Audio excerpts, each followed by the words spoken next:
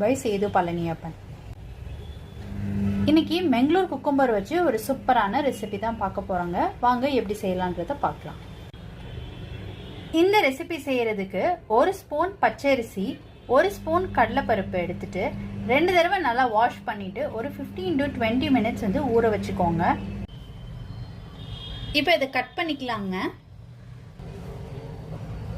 இதுக்குள்ள விதை இருக்குங்க. இந்த விதையெல்லாம் ரிமூவ் பண்ணிக்கலாம். ரிமூவ் பண்ணிட்டு ஸ்கின் பீல் பண்ணி எடுத்துட்டு சின்ன சின்ன கியூபா கட் பண்ணி எடுத்துக்கலாங்க. இந்த மாதிரி சைஸ்க்கு கட் பண்ணி எடுத்துக்கிட்டாச்சுங்க. இப்போ இது ஒரு பக்கம் இருக்கட்டும். அடுத்து சில பொருட்கள்லாம் சேர்த்து அரைச்சிக்க போறோங்க. ஏற்கனவே ஊற வச்சிருந்த பச்சரிசியை சேர்த்துக்கிறேன் நான். அடுத்து ஊற வச்சிருந்த கடலைப்பருப்பை சேர்த்துக்கிறேன்.